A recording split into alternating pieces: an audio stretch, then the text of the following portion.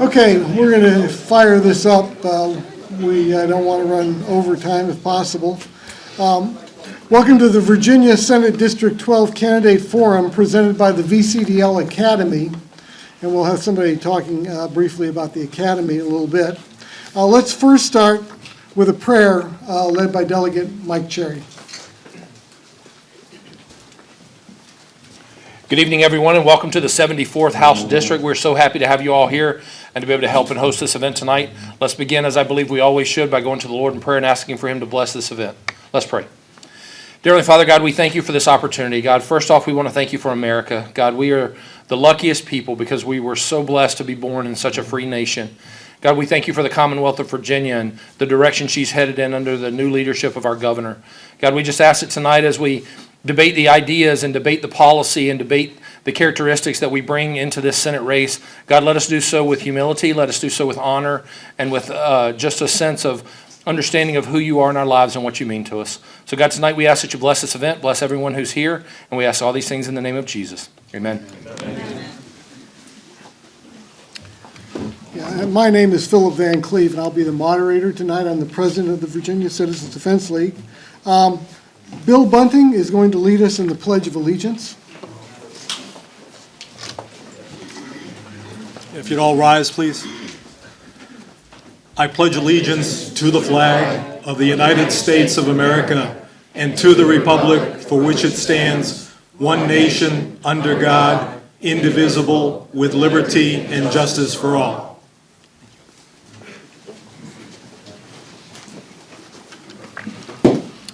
And VCDL Academy would like to also thank the Colonial Heights American Legion Post 284 for letting us use the facility. It was very nice of them. Elections are going to be this November 7th, and they're going to be critical in deciding what direction Virginia will go. Our rights have been eroded for many years now, and it is past time that we turn this ship around.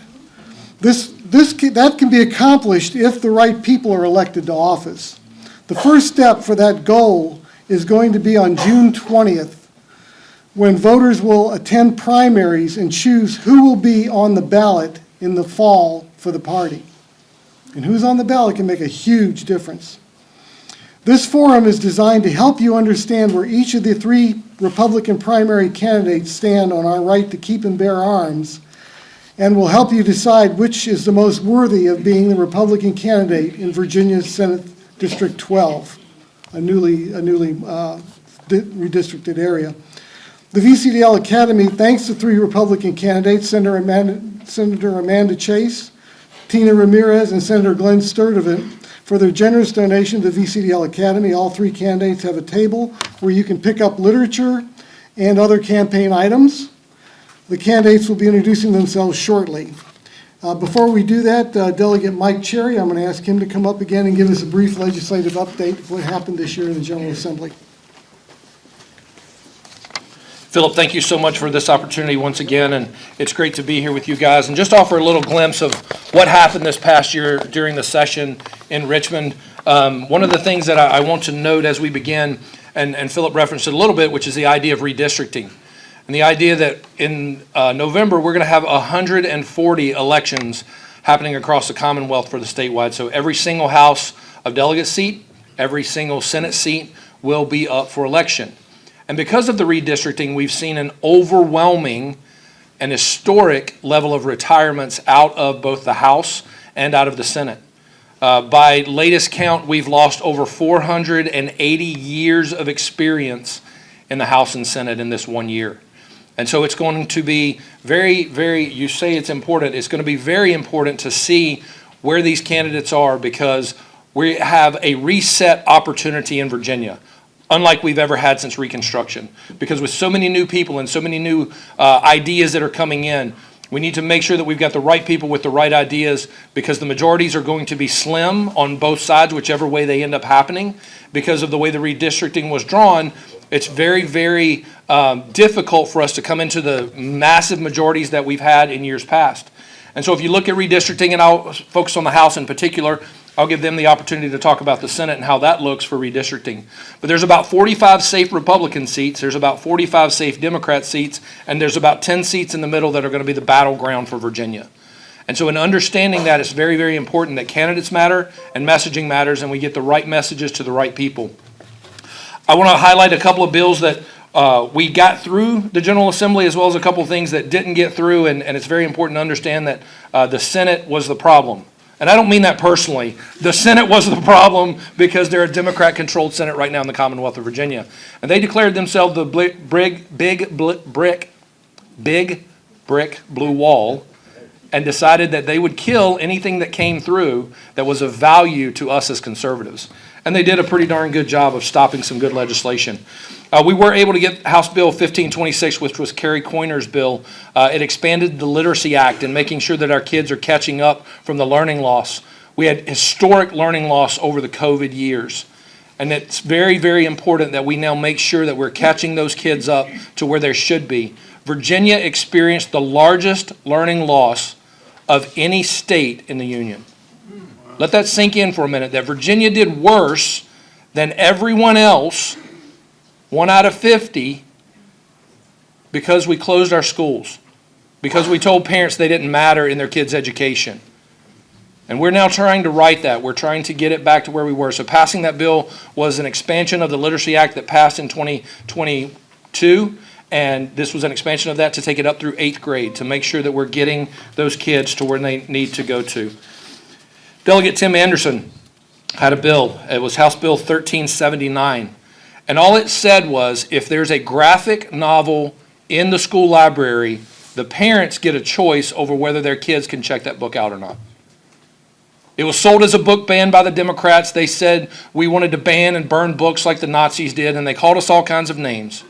But at the end of the day, his bill simply said, if it's a graphic novel, and I will not read it like he did, but if you want to go back and read the excerpts of him reading, we had to clear the House pages out of the chamber because it was so pornographic.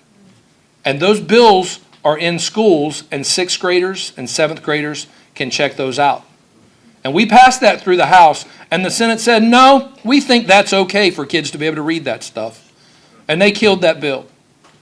And so that's what we're talking about when in terms of real life implications, that our kids are being exposed to pornography, and the Democrats think that's okay.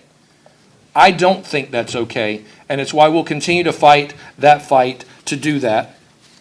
Delegate McGuire, who was here a few minutes earlier, sponsored a bill that would have expanded the tax credit for retired military veterans. Unfortunately, the Senate again decided that wasn't a good bill, and they ended up killing that bill as well. I got a bill through that I was very proud of, and it closed a loophole in the Code of Virginia. Before the passage of my bill, it was actually legal in the Commonwealth of Virginia for you to solicit the purchase or sale of a minor child.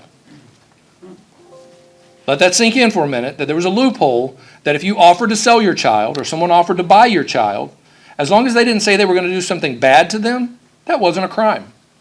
I thought that should be a crime. And we were able to get that passed unanimously through both houses, through both chambers, and all the way to the governor's desk, and we're just simply awaiting his signature on that bill now. And so that closes a loophole for human trafficking and making sure that we hold people accountable for that. And so there's a lot of things that we did that were very, very important to us. Those of you in this community who really value the Second Amendment, you'll note that there was nothing of value that passed because everything we tried to do, the Democrats shut down. And so it's very, very, very important to us that believe in constitutional rights, that believe in the idea that you should have the ability to protect yourself. I was speaking with John earlier, and he had went and spoke to the minority leader in the House. I don't even like to say his name, but the minority leader in the House. And when he went to his office, he proudly pulled out of his pocket his concealed carry card because he thinks it's good for him, but he doesn't think it's good for you. And that's the difference between us and them is they are the good for us, not for the people. We are the ones that are good for all the people. And so with that, Philip, I yield. I give it back to you, and I say thank you once again for coming. Thank you for the opportunity to share a little bit about the legislative updates from the House of Delegates, and enjoy your evening. Thank you, Delegate Sherry. And yeah, we have a lot to do in 2024, if these elections go well. We need to undo all the damage that was done to your rights in 2020 and 2021. That massive turnout in 2020 helped. They had to pull back a whole bunch of stuff and kill some of their own bills, the Democrats did, but we've got a lot to do, but we need the people to do it. Al Evans is part of the VCDL Academy. He's going to say a few words about what that is. It's a new project of VCDL. Al?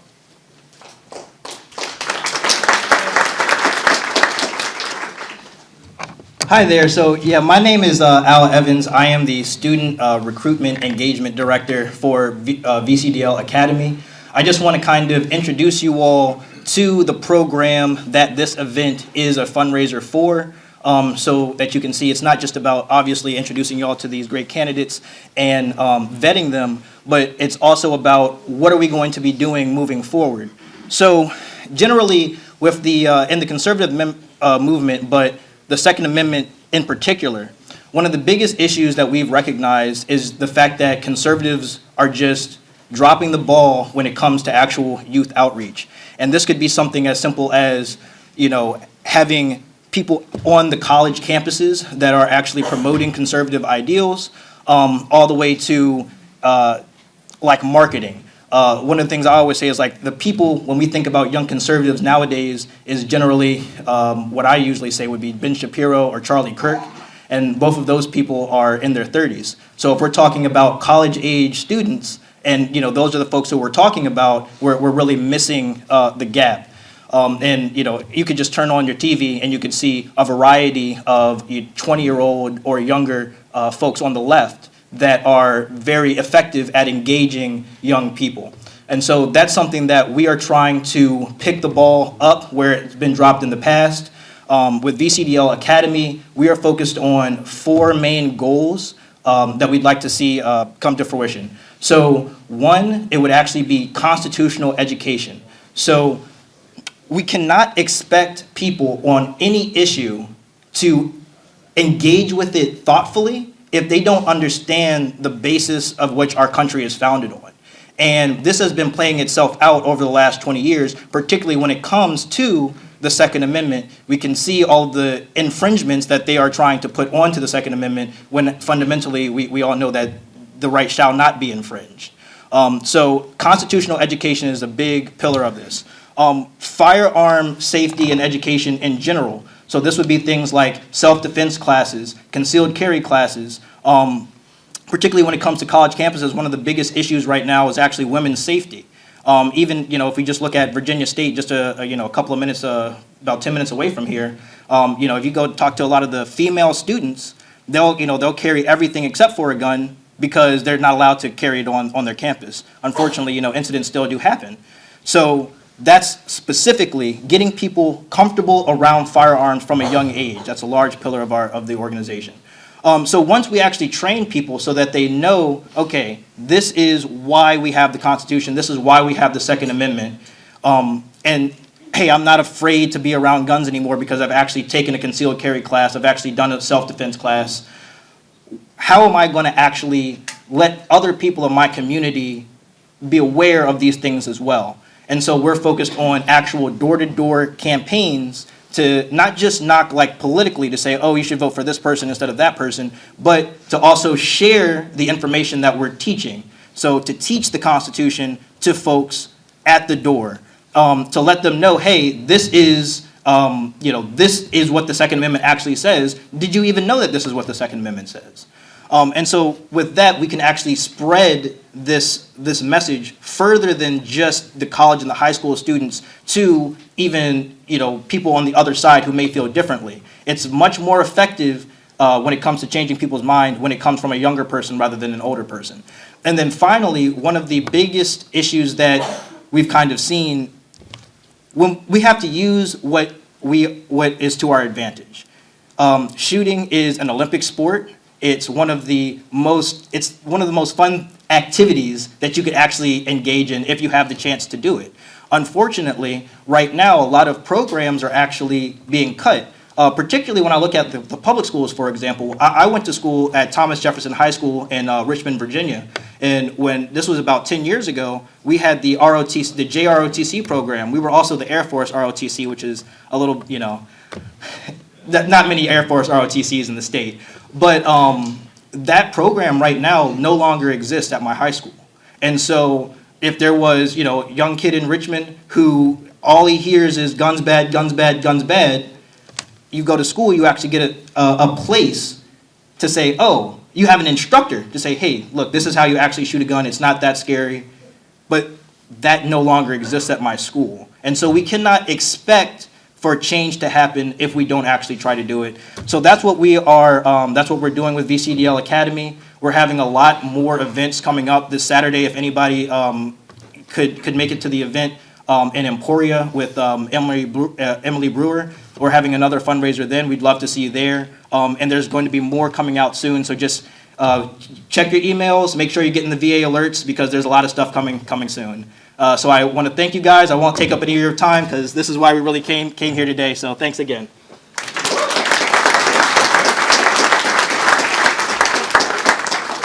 Okay, so we're about to start here. The candidates will be introducing themselves shortly. First, I just want to lay the ground rules out for tonight. Each candidate will have 2 minutes to introduce themselves at the beginning and 2 minutes to give a summary at the end of the event. Each candidate will have 1 minute to answer each question.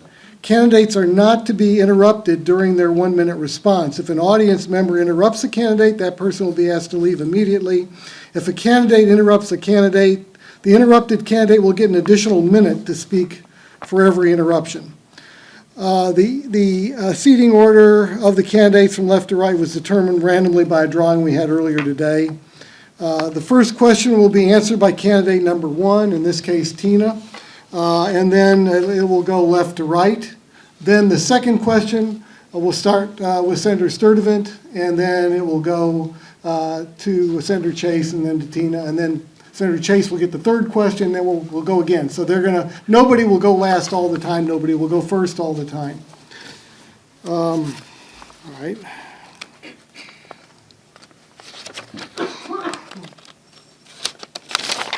Okay. Questions will be related to the right to keep and bear arms. All questions will be asked by the moderator, which is me, to each candidate. They won't be asking each other questions. The only person asking questions, excuse me, will be me. Candidates will be respectful and stay on topic. The audience is to remain silent, including not clapping until the candidates have wrapped up at the end of the night. Written questions from the audience will be vetted. We've looked at some of those, and if there's time to do them. And now the candidates will have 2 minutes to introduce themselves, and we'll start with Tina Ramirez. Do you want us to come down here? Huh? Do you want me to come down here? Yes, yeah, sorry, that's That's okay. nice to have had some steps. Should have told me I wouldn't wear a skirt. I'm Tina Ramirez. It's great to be with all of you. I see many of you that I know and have gotten to know over the years through the campaign. And really, first I want to thank Al, because Al, we are here because of you, and what you do is amazing, and I've gotten to know Al over the last few years, and I really appreciate it, and I hope that all of you here will donate more to help him with this education, because my daughter's 8 years old, and one of the first things that we've done over the last few years was teach her firearm safety, and how to use a gun respectfully and safely. And I think that every child should learn that. I also introduce her to police officers. I want her to feel comfortable around people that are there to defend us and with guns, and to know how to use them responsibly. Every child should, and so the more that we can support Phil and the work they're doing here, the more children will grow up to help us have a safer environment. But in brief, because I just took up most of my time, I am a mother, and my daughter is the most precious thing to me. And when I see what's happening in our schools, I'm very concerned. I don't want to repeat everything that's been said today. We all know what's going on. And so as a former teacher and a single mother, I'm very concerned. I want to do something in the state Senate to ensure that we can reverse a lot of the policies that the Democrats have been shoving down our throats to protect our children.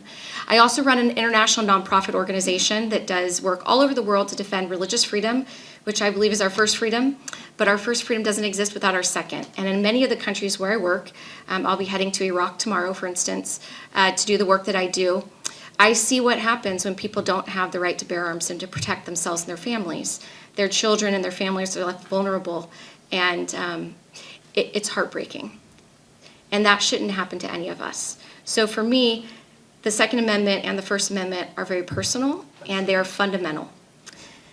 So I look forward to sharing more with you about those freedoms and what I hope to do in the state Senate when I'm elected. Thank you all.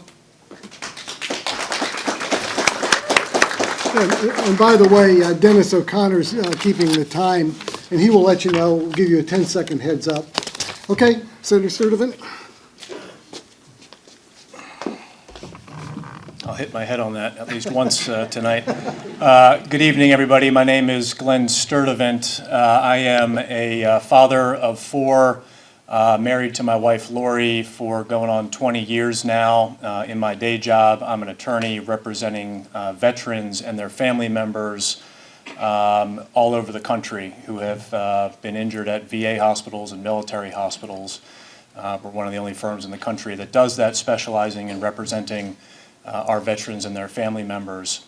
I am running for this seat because Glenn Youngkin, Winsome Sears, and Jason Miara saved our Commonwealth 2 years ago from Terry McAuliffe and the onslaught of the Democrats. And we're not guaranteed another Republican governor in 2025. We're going to only have 2 years of the remainder of Governor Youngkin's term after our elections in November. So it is vitally important to the Commonwealth that we have a Republican majority in the House and a Republican majority in the state Senate, and so that we can get down to business and get to work and get things done immediately on day one during those last 2 years of Governor Youngkin's term. I turned my VCDL survey in today to fill via email. It's going to be a perfect VCDL score, and look forward to being an advocate for you in the state Senate again. I served 4 years in the Virginia Senate and have been running now for this seat for about the last year. Been to several VCDL events, including this one, and have been upfront and forthright that had some votes that I regretted, that I've grown from and learned from, and happy to talk about what I was thinking at the time and where I stand now, and look forward to speaking with you tonight. Thanks very much. Okay, Senator Amanda Chase. Kind of rearrange that a little. You're good. Good evening, everyone. I'm Virginia State Senator Amanda Chase, and I am honored to have represented you all for 8 years now. I know how to win because I've done it. I've won every single general election that I've run in, and that's so important for the person that will win this seat. My husband, Mike, who is here today, my high school sweetheart, we have been married almost 31 years. We met at, if you remember, the Chick-fil-A at Cloverleaf Mall, and we've been together pretty much ever since then. And we have 4 wonderful, amazing children, Melanie, Joseph, Timothy, and Daniel, all grown adults. We're empty nesters. And I just want to tell you, we have 3 great candidates running, but I'm the only one that I know of today that's carrying. I carry everywhere I go, whether we're talking about to the gym, if we're talking about coming to a GOP meeting, I always carry. This is very personal to me. And I have a perfect score. I don't have any votes that I need to apologize for. Well, I do appreciate the apology. I have 100% VCDL score, 100% of the time, lifetime, for 8 years. Period. I have been with you from the beginning. I have always supported gun rights, and in 2020, I was honored enough to speak at the largest gun rally in Virginia's history. I was one of the speakers at that event with over 80,000 Virginians. And friends, let me tell you something. You need to have a candidate, a state senator who is going to fight for your right. Because if you don't have your Second Amendment right, and you have a senator who's going to compromise on that issue, you lose every single right you have. Your religious freedoms, your right to education, the right, parental rights, all the rights that we as Americans enjoy. Everything is at stake right now, friends, and the choice is up to you. There are different types of Republicans, and you know where I stand on the issues, and I will fight for you because I've already done it, and I have a record that proves it.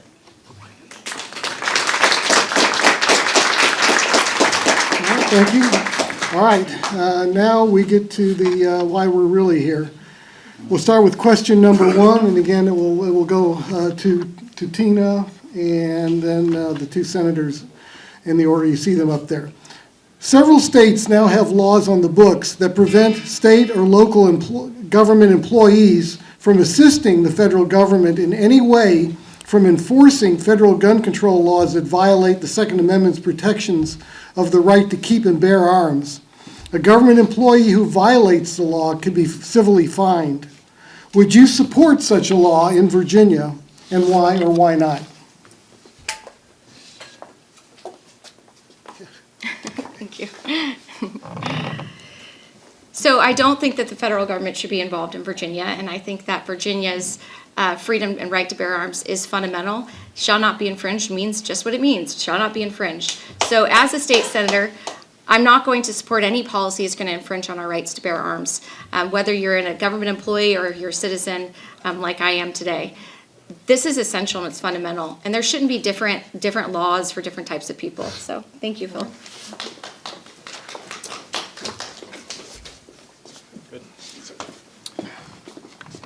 I would support that sort of legislation. I think as we have seen over the last 3 years, especially since COVID, the federal overreach into lots of different areas of our lives beyond just a Second Amendment, we have got to have a more robust level of federalism in this country, where it is not the federal government and then the states in priority and then localities in priority, because each level has a vitally important and co-equal role to play.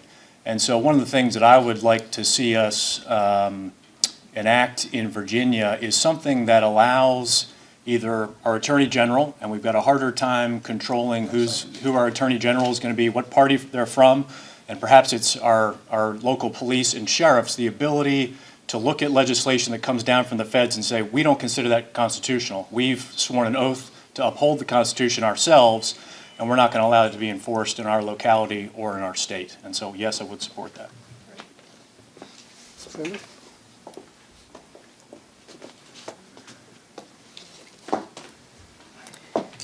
First of all, let me just begin by saying I will never support any legislation ever that's going to compromise your Second Amendment rights.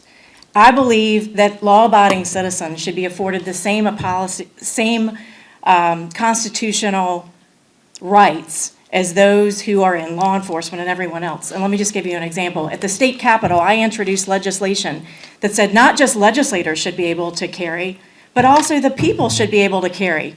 It's dangerous when you're walking from the parking lot to the Capitol. You should be able to have those same rights as any elected official, any judge, or anyone else. And so I've actually introduced legislation in the General Assembly, and unfortunately, we have the People's Republic of Venezuela, is what I call the Senate right now. And that legislation doesn't ever pass, but I've introduced 16 bills, and I've had 2 of those pass. Of course, they're weak because we have Senate Democrats in there in control, but nonetheless, I still will not support any legislation that violates your Second Amendment rights, period.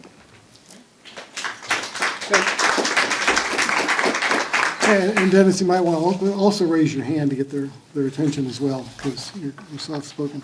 Okay, the second question, we'll begin with Senator Sturdivant. In Virginia, a person can carry a handgun openly without needing a permit. However, if that person puts on a coat, then they need a permit, which involves up to a $50 fee, getting training, and undergoing a background check. 25 states now have constitutional carry, which does not require a permit to carry concealed. More states are expected to pass a law this year. Would you support such a law in Virginia, and why or why not? Yes, thank you, Phil. Yes, I do and always have supported constitutional carry. That was always Dick Black's bill, as I recall, when he was in the Senate, and have always supported that. And I'm a concealed carry permit holder, but like many of you, it's not something that the Constitution is our concealed carry permit, as it should be. And we've now seen half the states, I thought it was more than half 25 now. right now. Okay. Half the states have this, and the sky has not fallen. And Virginia is not always the first to act on legislation like this, but we've now got a lot of good data from other states that have done it. And so I plan to introduce and carry constitutional carry legislation and work to get that through the state Senate.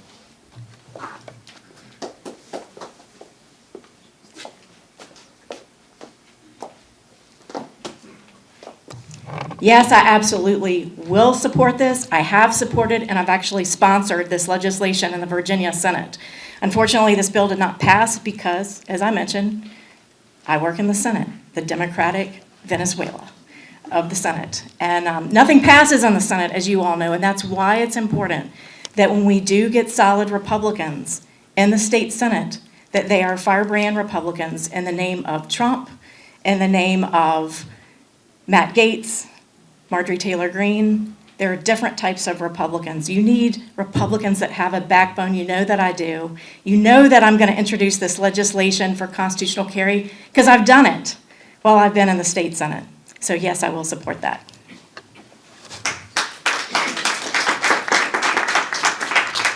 All right. Oh, sorry. She didn't go yet. Yeah. It's okay. Seeing her on the end. I know. It's the second round, so. Yeah. No, it's okay. So I support constitutional carry. Look, the only piece of paper that we need is our Constitution. And I think that the Constitution is perfectly clear. And one thing that we should be doing is ensuring that it's being taught in schools. When I was a school teacher, I taught the U.S. Constitution. And I ensured that my students understood what their fundamental rights were, whether it was the First Amendment, Second Amendment, or the Fourth Amendment, and all of the others that affect our First and Second Amendments. These are fundamental, and that's not happening in our schools today, and that's why we're in the situation that we're in, is because children aren't learning the Constitution. I mean, if they did, would we have to even have this debate? That's the whole point. These laws that they're putting forward on concealed carry are absolutely ridiculous and unnecessary. Just because I put a coat on that I have to have a piece of paper to go with it, it just doesn't make sense. So as your state senator, please be assured I will support constitutional carry. Thank you. Okay, and we'll begin with Senator Chase on this one. In 2020, Virginia Democrats passed a law forbidding the carry of firearms even by concealed handgun permit holders in state agency buildings, including ABC, DMV, and rest stops.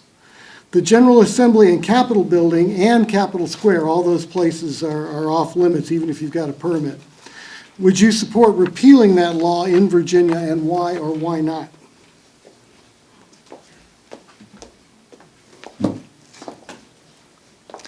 Thank you. You know, Senator Dick Saslaw, who is a Democrat, actually refers to me as the Senator Annie Oakley of the Senate. This is legislation, once again, that I have introduced in the Virginia Senate. I think it's important that law-abiding citizens not be penalized. And we know the criminals are always going to have a gun. They don't care what laws pass on July 1. They really don't look. But law-abiding citizens do care. And I think it's important that you be able to conceal carry wherever you go. Everywhere I go, if there's a gun-free zone, you have to disarm yourself, find a place to put your weapon. You have to put it in your trunk. And this year they were trying to pass legislation to say you couldn't even keep it in your trunk, which is ridiculous. I understand the laws because I live it. I'm a concealed carry holder. I'm carrying today, and not just today for this debate, but every day, every time I step out of my home, I always carry my gun. I keep it right next to my lipstick. So, thanks.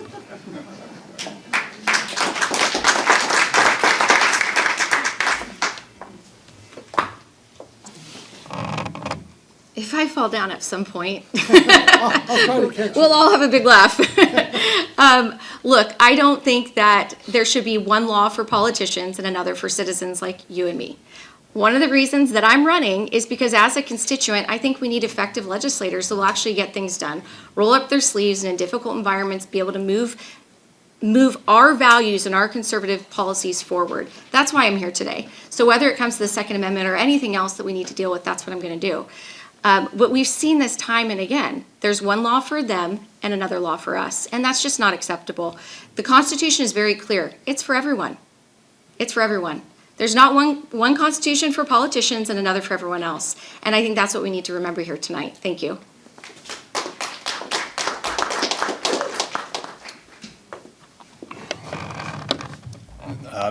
That was a great answer. I could completely agree with Tina. I mean, the concept that at the General Assembly, we would have armed security protecting the politicians, meanwhile, actual citizens who were coming to advocate to their own legislature that they're in control of would have to be disarmed is really kind of offensive, and is something that sadly we see more often from DC politicians that has now worked its way down 95 into Richmond. And so absolutely I'll support getting rid of that ban on General Assembly and state buildings.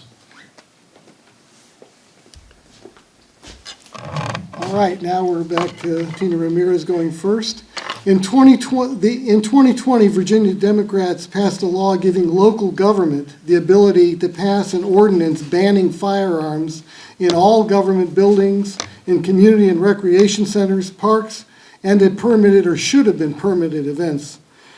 Would you support repealing that law, and why or why not?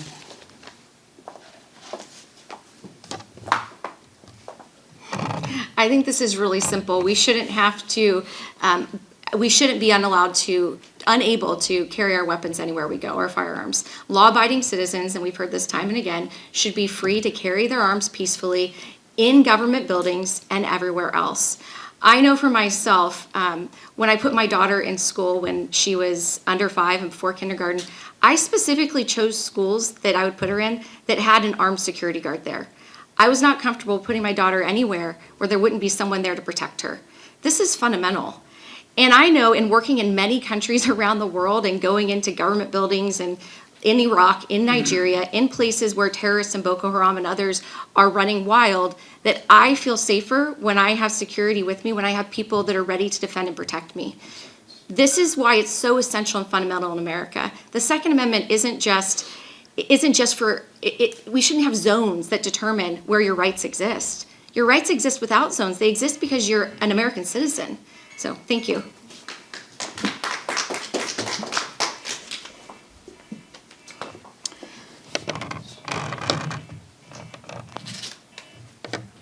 Yeah, so this is going to be one of my priorities in the Senate, is going back to the way that it was before 2020 when we had state preemption that prevented localities from instituting their own individual gun control laws. Each one of us, if you live in Colonial Heights, or you live in Chesterfield, and you want to go drive over to Colonial Shooting Academy, and you got to go through the city of Richmond, or you go up to Green Top, you're going through multiple jurisdictions with a firearm in your car, on your person, and you now have to worry about, am I going to be, if I get pulled over, potentially a felon because of Democrats allowing these individualized gun control laws by locality. It's not fair, especially in a Commonwealth like this where people who may live in Richmond and have to travel to DC are going through very, very blue areas in Northern Virginia. And so, yes, we're going to get back to the way that it was where we have that state preemption.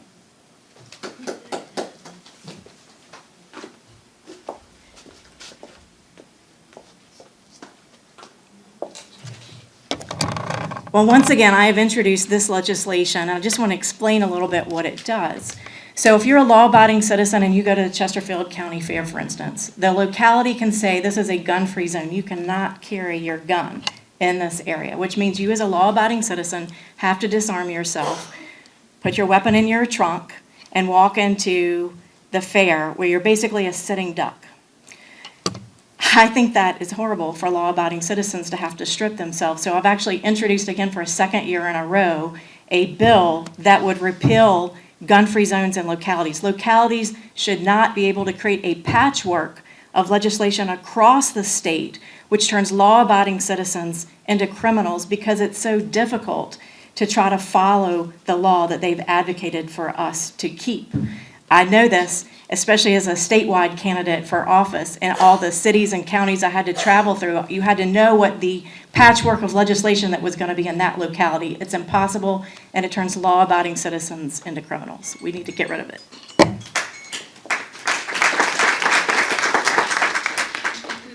All right, this will start off with Senator Sturdivant. In New York Rifle and Pistol Association v. Bruin, the U.S. Supreme Court said not all government buildings are sensitive. The court also said that those government buildings that are not sensitive cannot ban firearms. One, it's a two-part question. One, what government buildings do you think are sensitive and could ban firearms under that ruling? And two, would you support a gun ban in such buildings, and why or why not?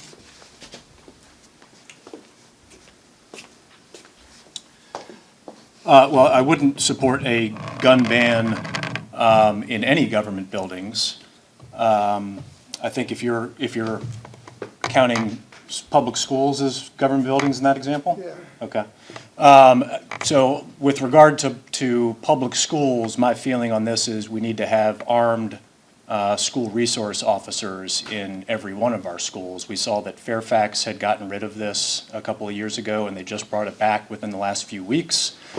And so I agree with Governor Youngkin, we need to have armed SROs in every one of our schools.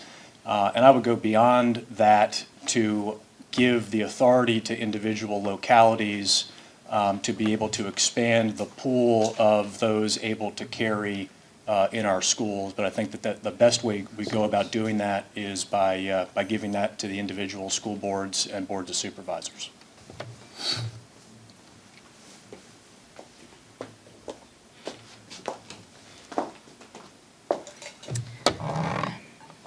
So the Bruin case is actually probably one of the most significant pieces of pro-gun legislation that has been passed probably in 20 years.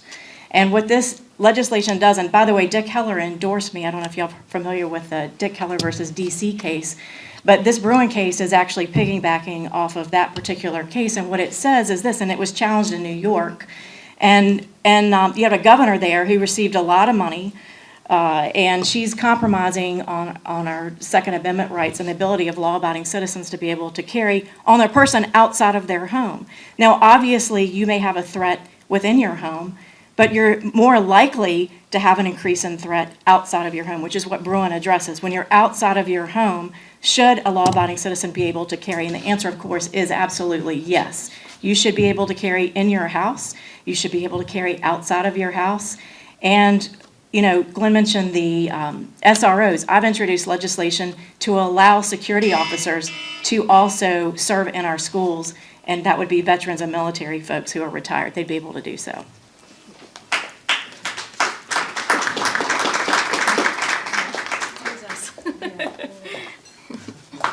You're getting good at that. I know, I'm getting good. Okay, so with this question, I don't think that we need to ever have a gun-free zone. I am pretty unequivocal on that because when we see what happens on college campuses with free speech zones, what do we see? We see our most fundamental freedoms being shut down, people being silenced. Gun-free zones are no different. They're just another way of the Democrats and the liberals trying to silence and shut us up and leave us defenseless. And because I've seen literally firsthand what happens in countries where they have gun-free zones, I understand this firsthand. In Nigeria, northern Nigeria, when I traveled throughout there, Boko Haram is rampant, and the Fulani herdsmen are going around with machetes and AK-47s killing Christians, killing Christian farmers. And they have no recourse because in Nigeria they have no right to self-defense. They have no right to a firearm. We don't just need these gun-free zones eliminated in our government buildings everywhere. Our Second Amendment is not restricted by zones. And that's what we need to remember. Thank you. All right, then this one will go to Senator Chase for starters. The Second Amendment reads in part, "The right of the people to keep and bear arms shall not be infringed." Some say that no right is absolute, usually citing the trope that the First Amendment protections don't extend to someone yelling fire in a crowded theater. So if no right is absolute, would they also argue that some instances where we could own slaves, or that women could be denied the vote? So, do you believe the Second Amendment is absolute, and why or why not?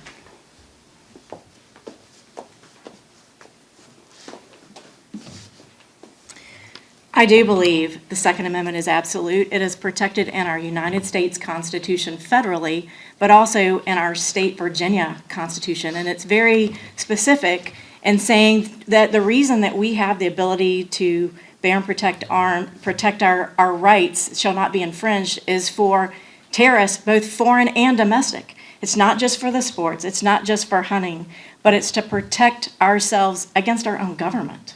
And so that makes us different than every other country. The moment that law-abiding citizens' rights are infringed on, it's a slippery slope. And that's why you'll see year after year for 8 years, I have voted no against every infringement on your Second Amendment rights, because I believe that the United States Constitution is supreme and sovereign over every single law. And how dare Governor Northam, with his 2020 trifecta, come in and take away your fundamentally protected, God-given rights, natural rights. Thank you.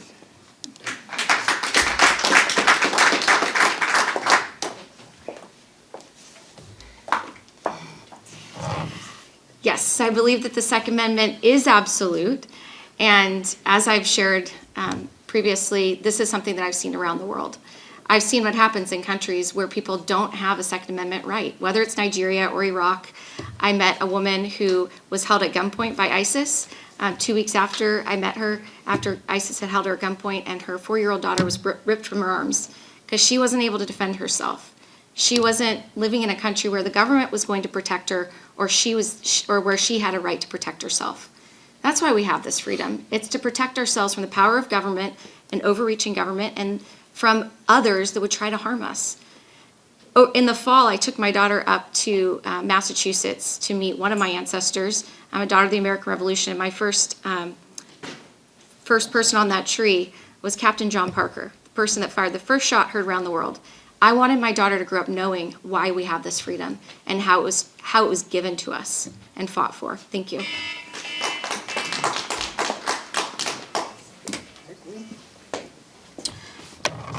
Second Amendment is an absolute right that shall not be infringed.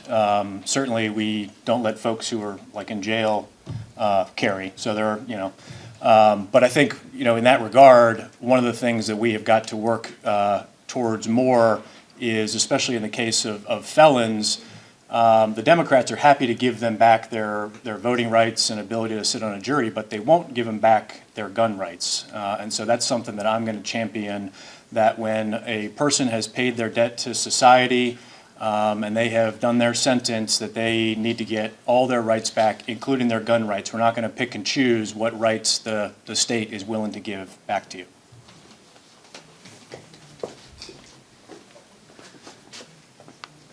So did you look at my next question? Nobody saw these questions except me. Okay, and so this one is going to go right back. It's going to go to you. So yeah, no, we did. Where are we at now? Back to Tina. Okay, Tina. Okay, Tina Ramirez. In America, if you are found guilty of a crime, you're punished and required to pay back your debt to society.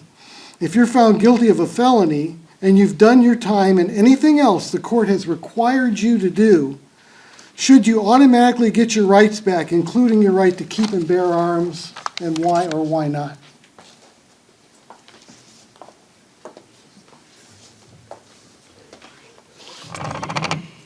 I believe you should get your rights back. I don't think your rights change because of your position in society. And this is really essential because somebody that's come out of prison, let's say, don't they have a family to protect? Has the power of an overreaching government changed? Nothing's changed. They deserve the right to defend themselves and their family. That's fundamental. And I know that when they don't have those rights, that's when people are left vulnerable and unsafe. So we need to ensure that people that come out of the system are able to. And I'm concerned, even more than that, I'm concerned about our veterans that come out with PTSD or other kinds of challenges that they've faced because of the service that they've endured. And they shouldn't be disadvantaged either. These are people that fought bravely, that understood how to carry a firearm and how to use it to defend us. And they, more than anyone, need to be assured that that's not going to be taken away from them. Thank you.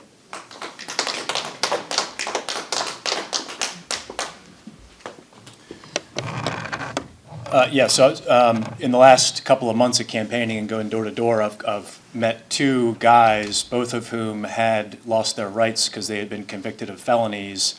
One of the guys had a very, very old drug charge from New Jersey and has never been in trouble before. He can get his right to vote back in Virginia now that he lives here, but as the law is currently set up, he would have to go to the court in New Jersey to get his gun rights back. And that's not fair. If someone has paid their debt to society,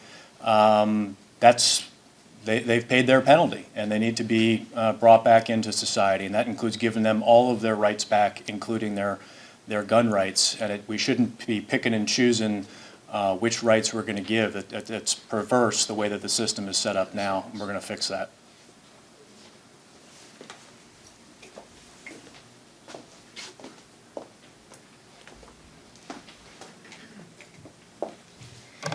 I'm going to try not to sound like a broken record, but I will say that I agree that if you've served your time, that you should be able to have your gun rights restored. And, if you think about it like this, a lot of folks live in high crime areas, and they need to be able to protect themselves. Not everybody can afford security systems, right? And I remember growing up that my grandfather had a shotgun right on top of the refrigerator, right behind the door. That was our security system. And, we need to make sure that when folks are leaving prison systems, that, they have adequate reentry, that they're provided with opportunities for employment and training, but also they should be able to have that basic fundamental right to protect themselves, because they're especially vulnerable whenever they come out of a situation like that, and they should be able to protect themselves.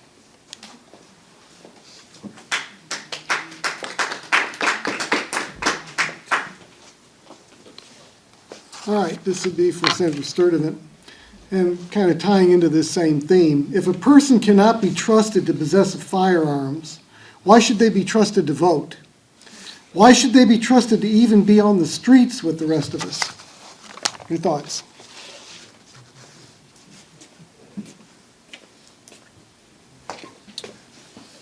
I think that's a good point, Phil. I agree. And I think that's a very good perspective in how we need to win over hearts and minds. And I think when it comes, the Second Amendment, evangelizing on the Second Amendment is sort of evangelizing people in a, on religion, is you got to go to people where they are at. I think COVID and the lockdowns and a lot of the federal overreach has really brought a lot of people around who weren't normally gun people. We saw gun sales go through the roof, ammo sales go through the roof during COVID.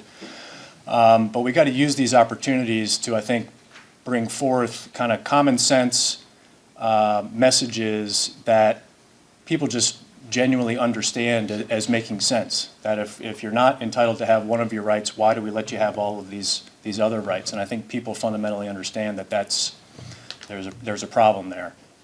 So I agree.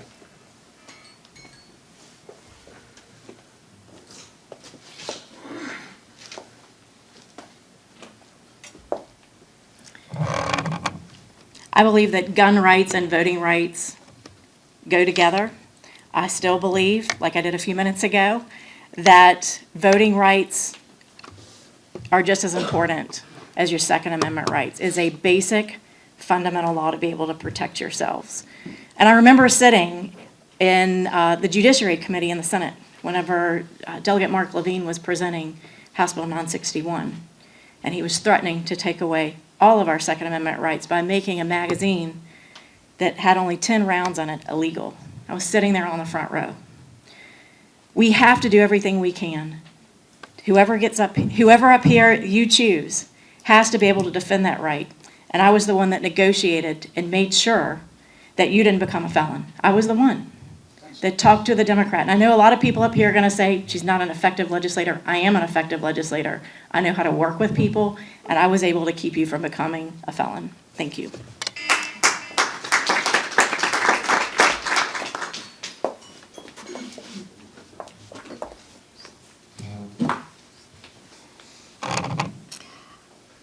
Okay, so I think the first problem with the statement, Phil, that I'm not quite sure I'm going to answer the way you're looking to, but if I can't trust, right? Is that how you started it? I don't need to trust someone to protect their Second Amendment rights. Second Amendment is what it is. Shall not be infringed means shall not be infringed. So whether I trust you or not, every person in America has the right to protect themselves and their family. That's fundamental. And that should be protected and preserved, and we have laws in place to protect law-abiding citizens in peacefully carrying their arms, and we need to ensure that that remains that way. The problem that we see isn't law-abiding citizens. Law-abiding citizens aren't the ones going out there shooting up stores and storefronts and malls and movie theaters. It's criminals. And that's what we need to be dealing with here. It's not law-abiding citizens that have a fundamental right to their Second Amendment to bear arms and protect themselves and their families. Thank you.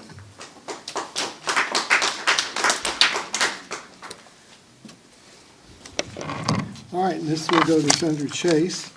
The other side of this issue says the gun control groups say that, certain misdemeanors are precursors to people that are going to be problems if they're allowed to own guns, perhaps because they got into fights or whatever.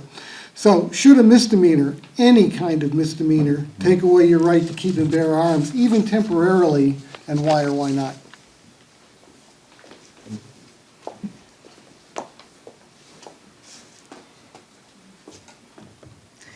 No, I don't believe that misdemeanors should affect your ability to have the basic fundamental right to protect yourselves. It's a basic fundamental God-given right that we all have, and it should never be taken away, period.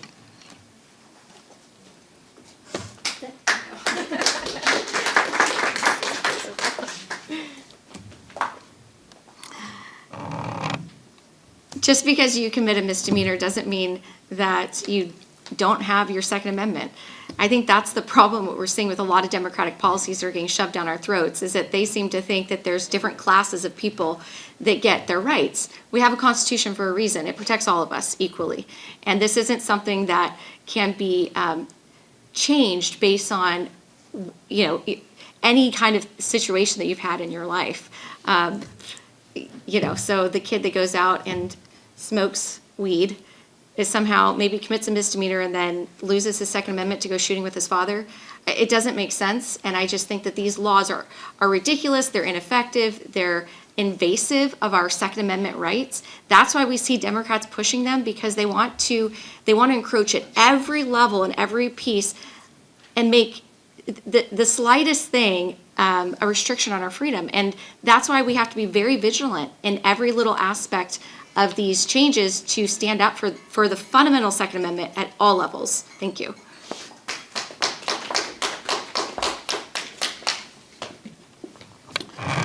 Yeah, I agree. There's always been a bright line between felonies and misdemeanors, and there are no misdemeanors where it would be justifiable to take away somebody's gun rights or any of their rights, quite frankly. And so I agree.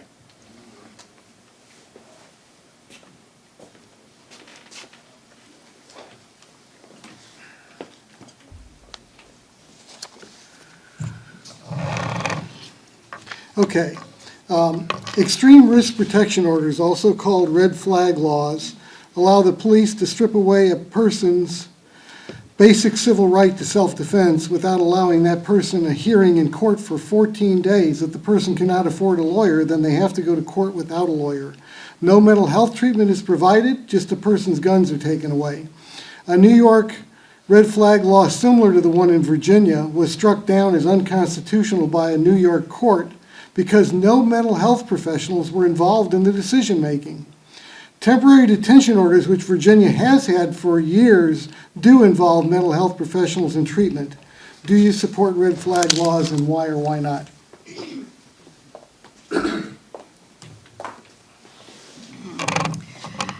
So I do not support red flag laws, and as your state senator, I want you to know that not only will I help repeal these laws that liberals passed, but I'll also make sure that they're never used against citizens like you and me and everyone else here in Virginia. This is fundamental. Red flag laws aren't just a violation of our Second Amendment. They're also a violation of our Fourth Amendment from arbitrary search and seizure. If someone can come into my home or your home and arbitrarily make a decision based on their feelings that I am a threat and take away my right to Second Amendment, to self-defense, they are violating so many of your constitutional rights. They're also putting our policemen in a difficult position of violating the Constitution, which none of us would want them to do. So this isn't just a violation of the Second Amendment, it's a violation of the Fourth. Anyone that would support this kind of legislation isn't only not a conservative, they're not a constitutionalist.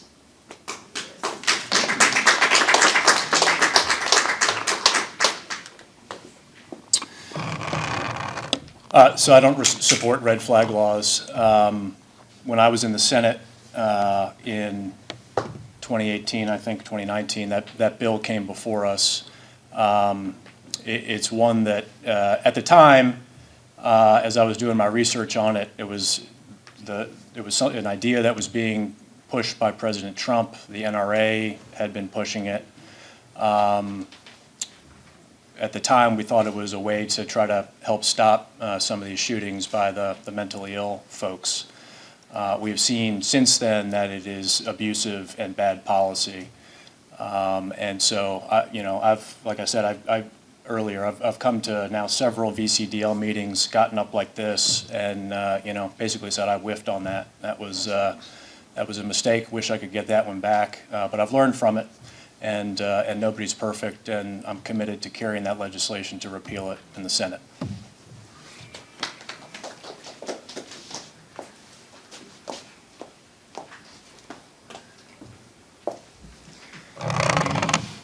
So I not only oppose red flag laws, but I have voted against it every year for 8 years and will continue to vote against it. I sponsored this legislation this past year.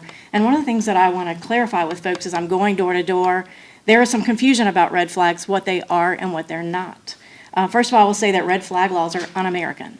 It's basically no due process. The government can go in and take your guns without going before a magistrate, without going before a judge. And what the Senate Democrats were doing, they were saying because of mental health issues that we need to flag people. And so you need to make sure that you understand when you're talking to folks about red flag laws, what they are and what they're not. TDOs accomplish helping people who have mental health issues, and that's already on the books. I do not support red flag laws.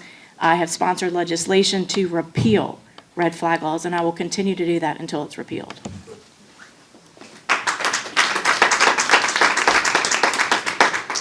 All right, this will go to Senator Sturdivant. Utah allows anyone with a concealed handgun permit to carry a concealed handgun into their schools, all schools, K through 12, college, university. And they have not had a school shooting. Would you support that law in Virginia, and why or why not?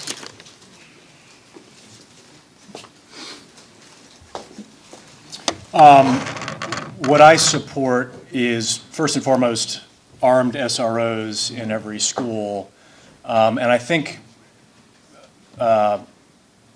Utah has done that. I think what I would propose for Virginia is giving that authority to each individual locality to expand that pool of what concealed carry permit holders can carry in their individual schools, rather than a blanket policy that covers the entire Commonwealth. And that way you leave it up to the individual locality.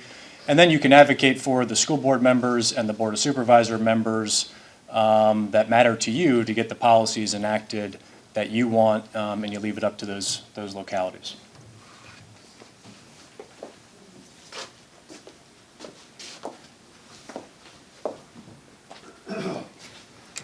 So I think this is where we're going to have a little bit of a difference of opinion.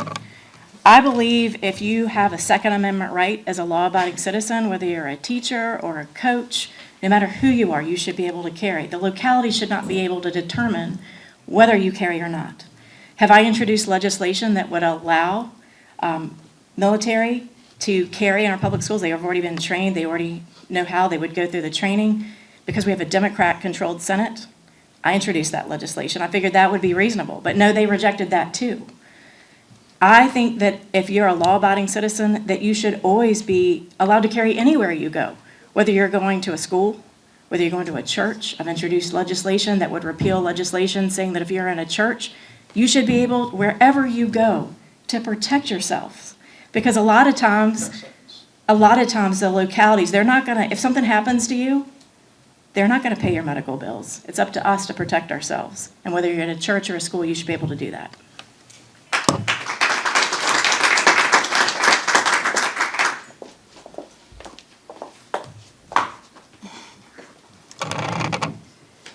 Thank you for the question, Phil. This is something I think that's very personal to us as parents in this room because we want our children to be safe. And the most important thing to me is knowing that my daughter is in a safe environment, and the first line of defense for her are the teachers. It's the school resource officers. It's the people that are adults that are in the room that are able to protect her. And that means that they must have the right to constitutional carry, because that's really the highest protection for them. And so this is something that I would absolutely support and I believe is essential for the protection of our children. I think it's a disservice to our children to place that right and freedom in the hands of localities. It's a constitutional right. It shouldn't depend on whether I live in Northern Virginia with a bunch of liberals that want to shove a bunch of crap down our kids' throats, or down here in Colonial Heights where they love our freedom. Thank you.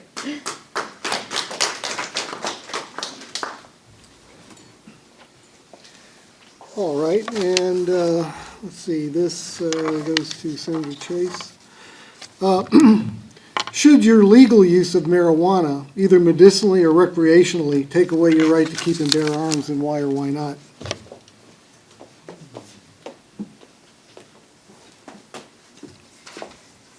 So let me be clear. I have voted against every bill that has expanded the use of marijuana in Virginia. I don't agree with it. I think it's wrong, and we're going to only hurt our kids if we continue to expand that. But I will say this. I don't think that should affect your ability to protect yourself. It's a basic, fundamental right, the Second Amendment. And I think if you're outside of the jail, you should be able to protect yourself, just like any other individual. So that's where I stand on that.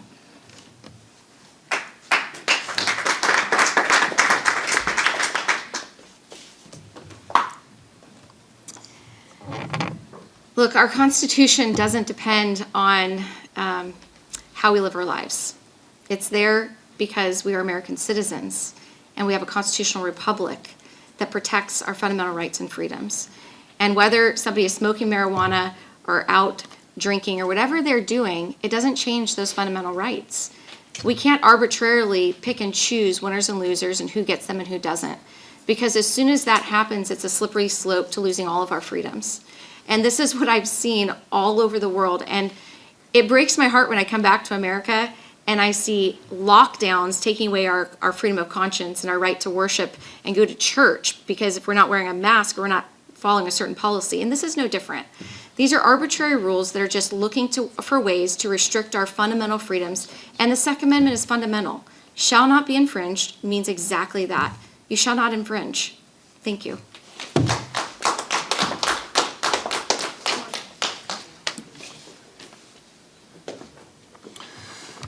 Yeah, I agree. I don't like how quickly Virginia has been moving towards the Colorado way of handling marijuana, especially now that I have a middle schooler who's heading into high school. I think we got to be real careful with where Virginia seems to be headed. But legal or illegal, if you haven't been convicted of and you're in jail, I mean, there should be no reason to restrict rights, whether it's medicinal use or legal use, if that becomes the law. So I would oppose that as well.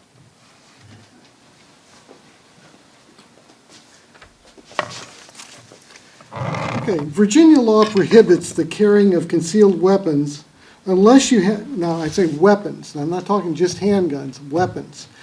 Virginia law prohibits the carrying of concealed weapons unless you have a permit. Currently, there is only a permit for a concealed handgun, and not for other items like a throwing star, nunchucks, a razor, metal knuckles, blackjack, dirk, Bowie knife, or a very subjective of the like kind, which could almost open the door to anything you can imagine. Do you think a concealed handgun permit should actually become a concealed weapon permit, and why or why not? Thank you. It's like musical chairs here, I'm getting confused. Sorry about that. Sorry, I have to think back to what the question was. Yeah, concealed weapons other than Okay. just handguns. So when it comes to this great, it's like alphabet soup that they want to put on us. I don't think that we need any of these restrictions on our gun rights. I think we need constitutional carry. We have the Second Amendment.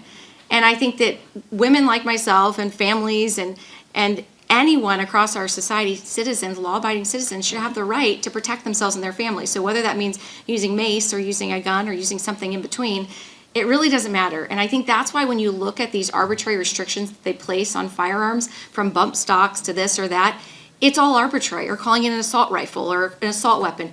It's arbitrary. And that's the fundamental point that we're getting to here. We need to understand semantics, and we need to understand what is real and what's not, and that what they're trying to get to is really just to take away your Second Amendment rights. And that's something that we need to be educated on to stand up against. Thank you.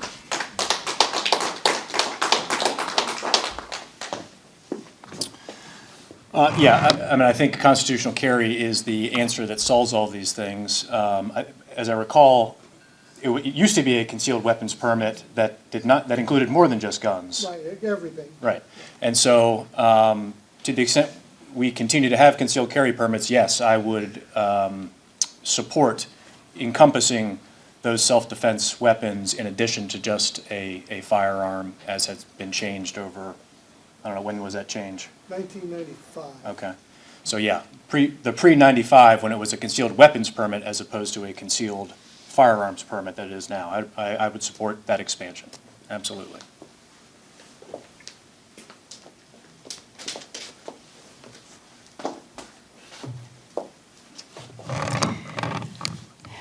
I can't believe that you need the government to give you permission to carry mace. I think it's ridiculous.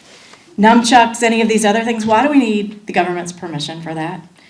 I mean, if you think we need to expand that to include weapons, but I would argue we don't need the government's permission to carry anything. The government doesn't need to know how many guns I have. They don't need to know what type of guns I have. They don't need to know how I'm protecting myself, whether we're talking about nunchucks, mace, whatever. It's none of their business. And my big concern with universal background checks and everything else is the government is developing a registry for your guns, which if it falls into the wrong hands, will be a method that they can confiscate not just your guns, but your weapons, whatever you're using to protect yourselves. I use high heels if I need to sometimes. They make great weapons. So whatever your weapon of choice, I don't think the government should be able to keep an inventory of what we're carrying, whether it's our heels or guns or lipstick, whatever, knives, whatever. They shouldn't regulate that for us.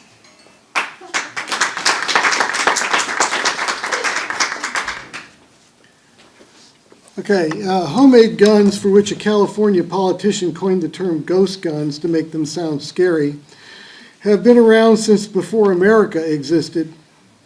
Do you believe that homemade guns should be serialized and/or registered, and why or why not?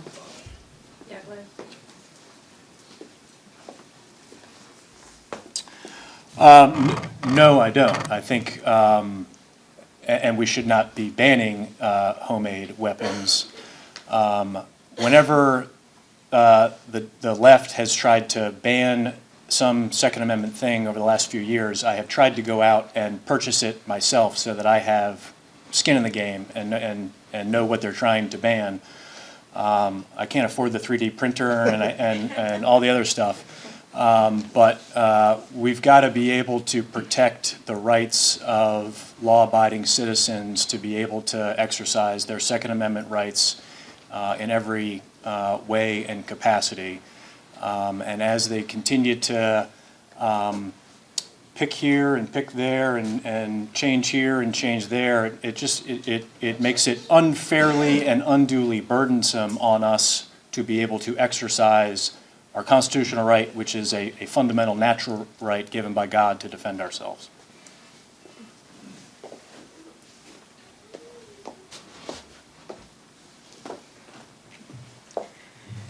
All right, so this is a cheap way.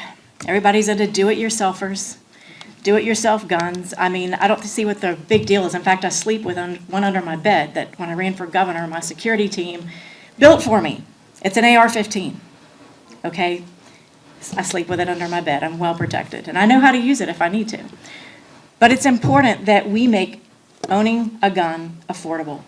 And sometimes you can do so more cost-effectively by purchasing a gun that you assemble the pieces and put together like you would a computer, like you would anything else you can buy on Amazon. It is no different, and the left wants to make it out as it's some big deal, but it's really not.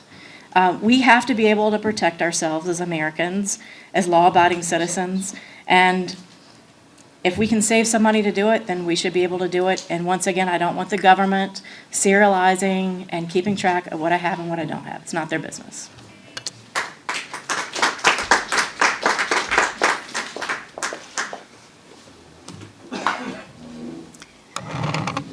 So I see the Van Buren sitting in the front here.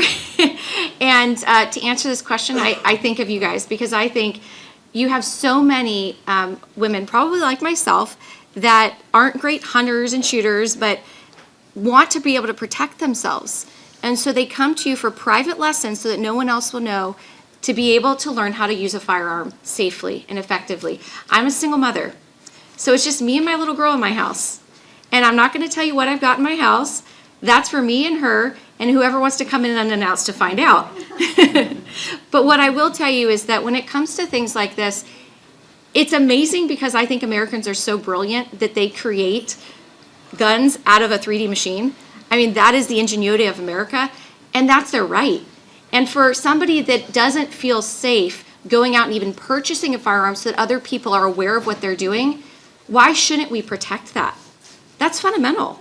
So thank you for what you do, and know that when I'm in the state Senate, we're going to make sure that the 3D printers and anything else are protected. Thank you.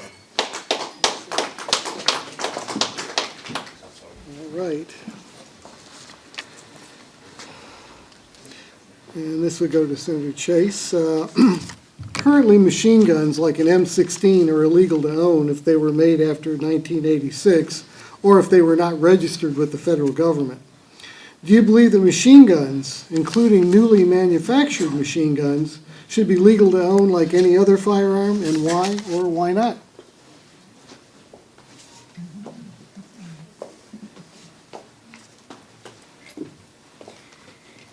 I know you all been watching the news just like I have, and you watch China and its increasing, growing influence on America, not just economically, but sometimes I wonder if I wake up if we're going to be at war. You can hear this on the news. It's nothing that I'm saying that is any surprise to anyone in this room. We as Americans always have to be ready to go to war, always. And if you look at countries like Israel, every citizen is prepared for war. We should too. Now, it's voluntary. You can voluntarily equip yourself. I just know that as a patriot and someone who loves this country, I will be on the front lines. I will stand up as a suburban mom from Chesterfield who's gone through tax solutions training, that I will protect that right to own any fire weapon that's out there. I want to have what they have, because I'm not going to go with a knife to a gunfight, right? So, anyway, that's my.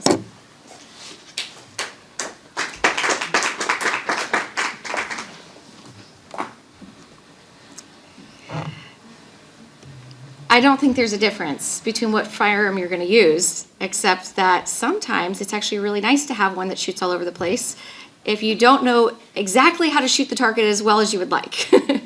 I know that when I've learned how to shoot with my daughter, she is very good hitting that bullseye, and I'm not quite as good as her. So there are different types of firearms for different people, and that's essential. We don't have this right to choose, which one it works and which one doesn't. That's not why we have the Second Amendment. We have it because if you need a firearm to protect yourself, you need one that's going to work and work for you. And so whether it's a machine gun or an AR-15 or something else, that's what you need and that's what you should have.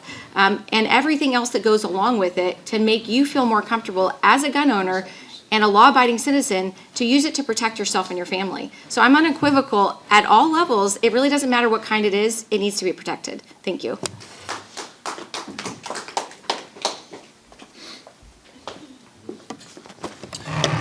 Yeah, I agree. I mean, I think you can go to a gun range now and shoot an automatic weapon, can you not? Yeah. And so, the slicing up of what rights may be allowed here and what rights may be allowed there, again, make it unduly burdensome on American citizens. One of the things I always tried to, when talking to constituents about, they may be advocating for some gun control thing is, well, think about if we were doing this in the context of the First Amendment.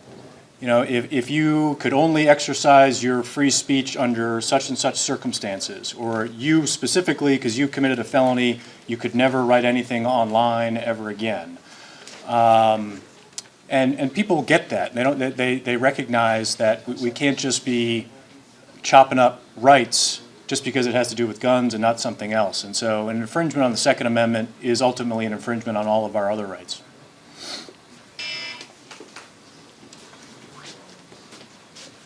All right.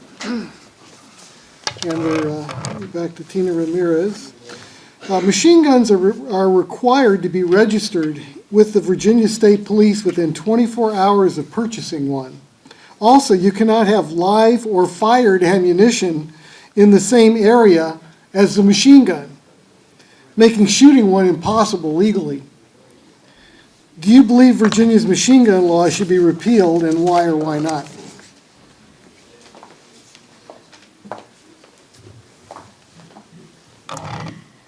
Well, I'm just going to speak personally. If I have a machine gun sitting next to my bed and the ammunition is somewhere else and someone comes into my house, I am probably going to be terrified to the point that I'm not going to have time to actually defend myself.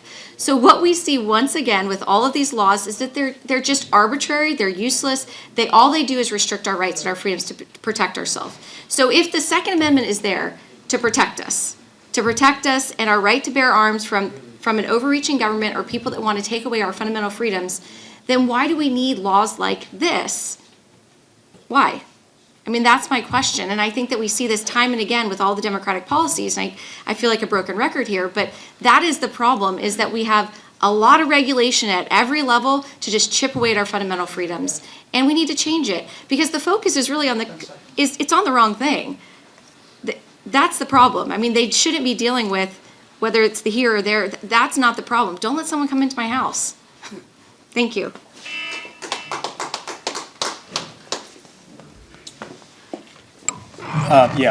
All the legislation that, either the Democrats want to mandate that you keep a dangerous trigger lock on your gun, or you have to keep the ammo separate from the firearm, just really, serve to make the firearm completely useless, a very expensive paperweight. And so, they want to do that so that you don't exercise your Second Amendment rights, you don't use your gun, you're less familiar with it. And so, like the other issues we talked about tonight, I mean, the undue burdens on your ability to exercise your right, we can't support.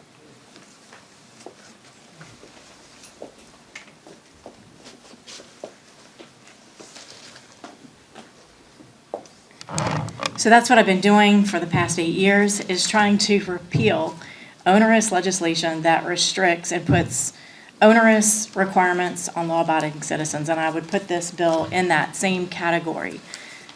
I'm going to go back to, again, it reminds me of a bill that was introduced this session that said if you have young kids in the house, you have to keep your firearm locked up.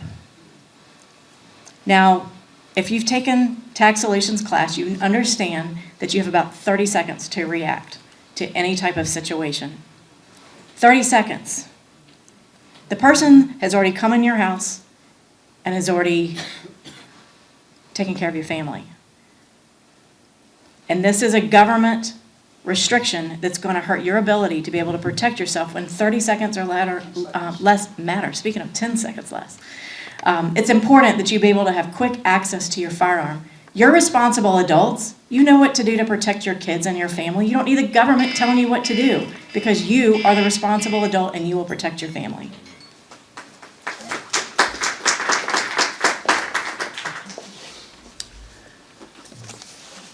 Firearms sales and manufacturing is one of the most regulated industries in the country. Yet manufacturers and dealers are victimized by frivolous lawsuits when a criminal does something illegal with the gun they purchased, even though the dealer and/or manufacturer did everything correctly. These lawsuits have put companies out of business and people out of work. Do you think there should be stronger protections for the firearm industry against these cases, and why or why not?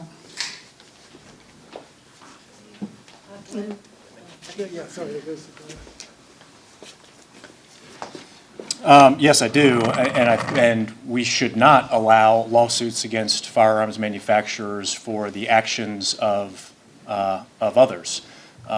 We don't allow people to sue car manufacturers because someone does something illegal with an automobile, and so I think that would probably be struck down as unconstitutional. But it's bad policy. We shouldn't allow it. But speaking of that, one of the things that I think we need to have is a blue-collar comeback in Virginia. One of the things that Virginia has focused on is bringing in a lot of Fortune 500 companies. And we've oftentimes left manufacturing and more blue-collar jobs behind. But firearms manufacturing is one of the things that can create a lot of good, strong, middle-class jobs for Virginia families. And so one of the things that I want to do is have that blue-collar comeback in Virginia, where we focus on those manufacturing, advanced manufacturing, industrial jobs coming to Virginia.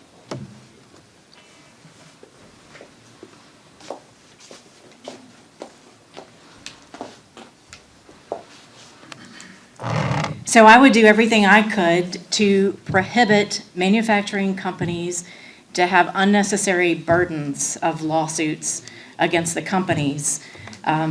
I agree. Actually took my example with the car. It's the same type of thing. If companies are not viable, they go out of business. And so if you have unnecessary increased costs to do business, then what happens? They go out of business. We need Smith & Wesson. We need Ruger. We need all of these manufacturing gun companies to stay in business so that we can have firearms to protect ourselves. And the second that you go after the manufacturers, like the left has done for at least since 2020, they've done it before that, but with the Democrat trifecta, they were able to pass a lot of that legislation. We need to make sure that we are protecting those who protect our ability to protect ourselves, and that includes the manufacturers of our firearms.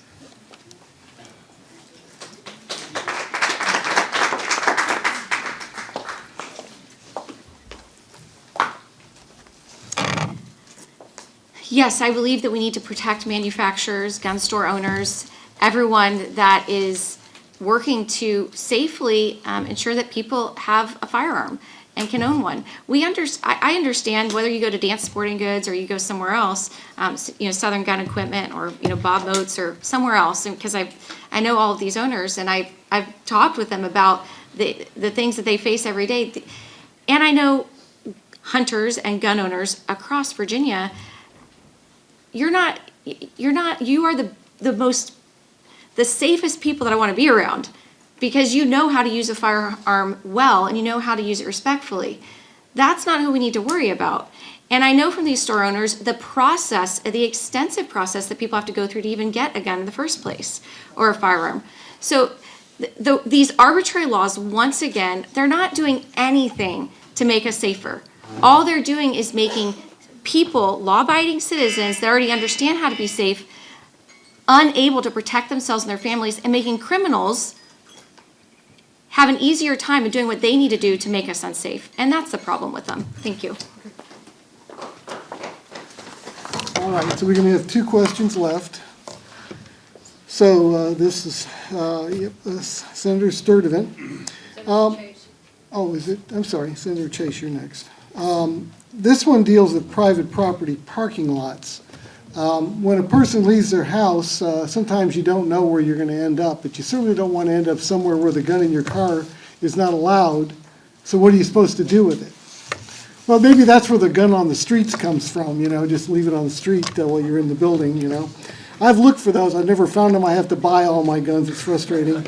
But, so would you support legislation that says that even though it's private property, your car is thought of as your home in a way, that they have no right, the private property owner has no right to tell you what's in your car. They can tell you what you can take out of it or carry around their property, but when you arrive in your vehicle, what's in your vehicle, as long as it's legal, they should have no say-so over. Would you support such a thing? And why or why not?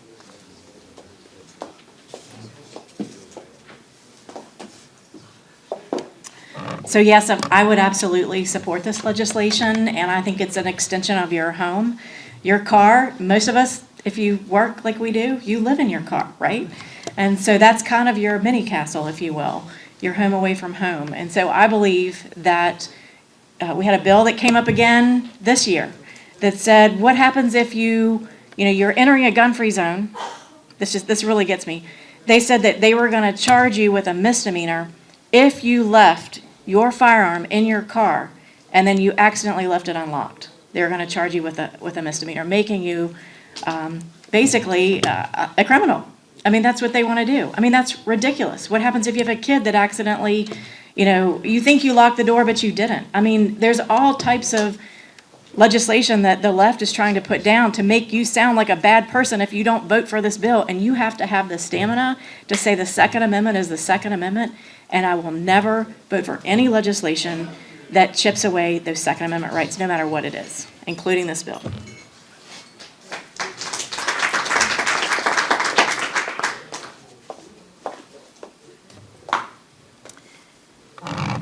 So, yes, I believe people should be able to have their firearms in their private vehicles wherever they are. The bigger issue is really the parking lots and why people in general can't carry their firearms in really public places. I mean, there's, obviously some fuzzy ground here, but I think that's the bigger issue. I think that this makes me I think the bigger issue here is that when we look at, we just went through a laundry list of restrictions on our gun rights, right? A laundry list. And this is what's happening in Virginia every day. And I think what we all need to ask ourselves is, do we want someone to go to the Senate for you and put down a bunch of bills to attack all these things and repeal them, or to actually work with people to understand why we need to and start chipping away and be effective? And what I can tell you is that for the last 20 years, and working with dictators all over the world, that's what I've been doing, is ensuring that in very difficult situations, we can advance our values in those situations. So, thank you.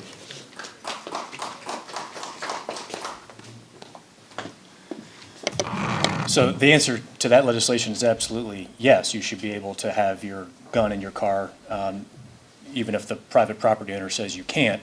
I think, though, what we have seen, especially since COVID, is, and the left and big business, saying that they're going to force us to give up a whole bunch of rights or have to comply with a whole bunch of things just to walk onto their private property. And so, like Target is a good example. That I assume they probably won't let you have your gun in your car in their parking lot, or think of a place like that. And we have to start. The left always pushes back on us on things like this. And I think when it's something like a Target or a public place that everybody goes to, because it's part of commerce, that they can't require you to give up your rights just because it's their private property. Because there was a time when some of these places were going to say you had to be vaccinated in order to walk into them. There was a restaurant in downtown Richmond that said, where they advertised on the radio, you can only come eat here if you're vaccinated. We, thank God, have gotten away from a lot of that, but we're way too close, And we have to start pushing back and saying, just because you're private property doesn't mean you can tell us to check all of our rights at the door. All right, well, let's talk about universal background checks. So this universal background checks was passed in 2020, which means that if you want to sell your gun to your privately owned gun to another individual, you have to do a background check. You have to find a dealer, you have to pay a fee, and while they put $15 in the law, you almost can't find any dealer that'll do it for $15. It's too much trouble for them. And I'm suspicious that maybe that was intentional to make it so you really couldn't find somebody to do this job for you. So your thoughts on universal background checks? Would you repeal them, or why not?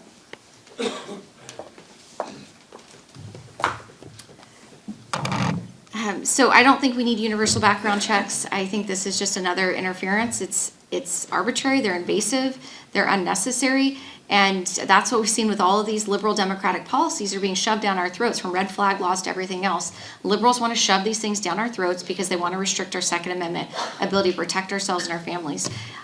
I shouldn't, whether it's printing it off on a computer or anywhere else, these things are arbitrary. We don't need them, and we need to work in the state Senate to ensure that they don't come to Virginia. We don't need universal background checks, so I will absolutely oppose them. Thank you.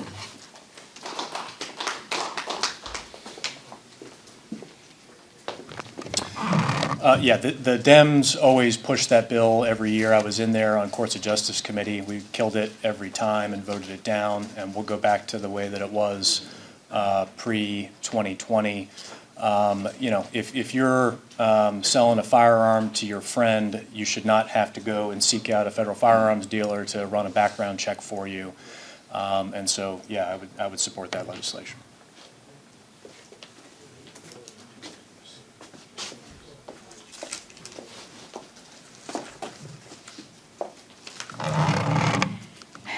So universal background checks create a registry that the government can identify how many guns you have, the types of guns you have, and I don't want them to know that about me. It's not their business. They're the government. And the reason we have the Second Amendment is to protect ourselves against terrorists, both foreign and domestic, to include our own government. And so I don't want the government, who could potentially come against me, to know what I have. And that's basically what universal background checks does. It sets up the framework for that, and I don't support it. And for that reason, I've always voted against it. I'll continue to vote against it, just as I have every other legislation that comes before me that would restrict your Second Amendment rights, no matter what it is. You can always count on me. For 8 years, I have always voted against it. I have a history of voting against it, and you can trust that going forward, history, your voting history is a good indication of how you're going to vote in the future. I'm the only one on the stage that has a consistent 100% rating with VCDL for 8 years in a row, lifetime rating, the only one.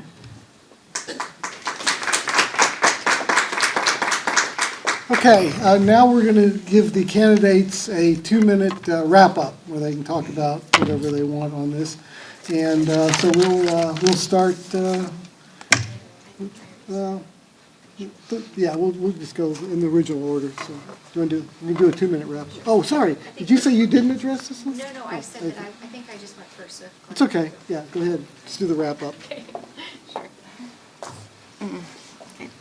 Well, first, I just want to thank all of you for coming to hear us. This was a very informative forum, and I want to thank Phil and Al and Britton and everyone for putting it together. I know that the team knocks, I think it's over 130,000 doors to make sure that people get out to vote and that they protect our Second Amendment. And so I applaud them for that, for the work they're doing across Virginia. When I went to the 2A rally a few years ago during COVID, I was amazed, and I think every Virginian and every American was amazed. And not only did we peacefully assemble with our firearms, but we left the city cleaner than when we came.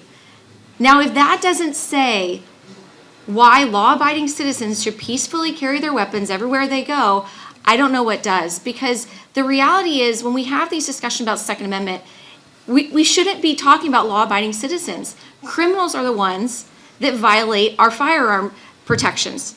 They are the problem. It's not law-abiding citizens. And yet every time that we have these debates, they turn it on us and turn us into the criminals rather than the criminals themselves. And so I can assure you, because I've literally worked all over the world in countries where people do not have the ability to protect themselves and their families, and I've seen what happens. For me, the Second Amendment is fundamental. It's personal. It's something that I understand and that I've fought for and that I will continue to fight for you, because I understand that without the Second Amendment, the freedom of religion that I fought for all over the world doesn't exist. Because governments come after your ability to protect yourself before they come after anything else. And I will not even have the freedom to worship and to speak or to do anything if I do not have the ability to protect myself and my family from government interference. That's what I've seen everywhere I've gone. So I want you to know that when I go to the state Senate, that I will be your greatest defender of your Second Amendment freedoms, because I know what's at stake. Thank you.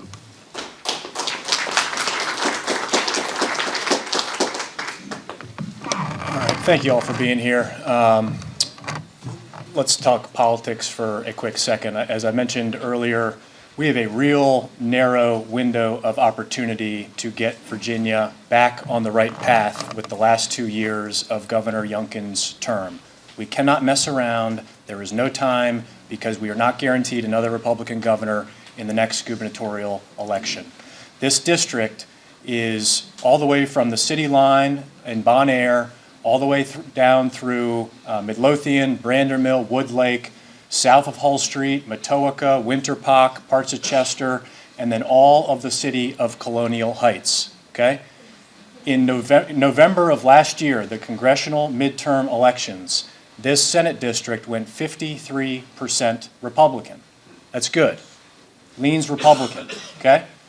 But it only went 53% Republican in the midterm congressional midterms, when that's supposed to be our high watermark as Republicans during Biden's first midterm. So we cannot fool around with this seat, because the Dems are going to come after it hard, and we have got to win it.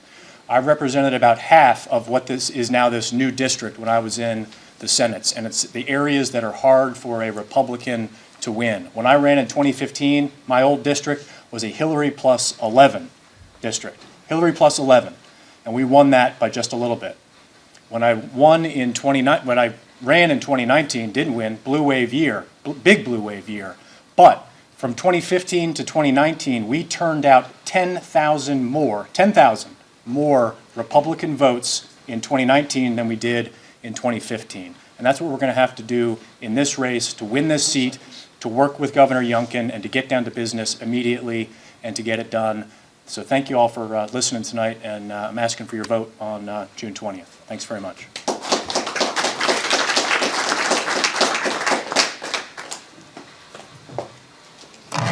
Well, friends, I'm super excited about this new senatorial district because I grew up in Bon Air. My husband Mike grew up in Bon Air. His parents still live in Bon Air. We went to Bon Air United Methodist Church, very involved in that community. This is the community, part of Chesterfield that maybe I haven't represented before, but I have a very, very deep roots there. My husband and I were married at Bon Air United Methodist Church. His parents, his grandparents, we have deep roots in the 12th district. We've lived our entire lives in the 12th district. I know how to win. I've done it. I've been in office for 8 years. You got to know, to be an effective legislator, you got to get in there. You got to be able to win. I'm the only person sitting up here that has consistently won general elections, even during a blue wave. And I can win that again. Also, once I'm elected, you know where I'm going to stand on the issues because I've done it. On the Second Amendment and everything else, I have a 100% rating, almost every category you can think of, and was just recently awarded at CPAC an award for being a conservative achievement. And I'm proud to be one of the top, most conservative senators here in Virginia for 8 years.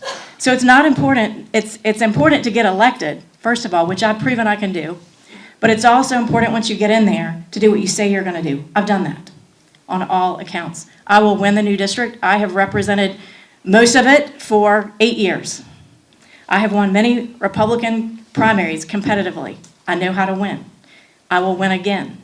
And when we go into the new Senate, which, as we described earlier, is going to be fruit basket turnover, I look forward to working with the new majority. I left the Republican Senate caucus. I didn't get kicked out because I stood on my Second Amendment principles that my Republican minority leader was introducing bills against the Second Amendment, and I took a stand against that leader, the Republican leader. That's why I left. I didn't get kicked out. I left on principle. Friends, I'm principled, I can win, and I look forward to representing you in Senate District 12. And I'd love to have your vote. Thank you.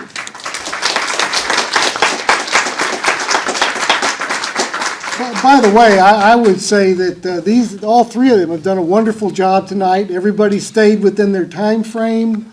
I thought this was excellent. All three of them did a very, very good presentation.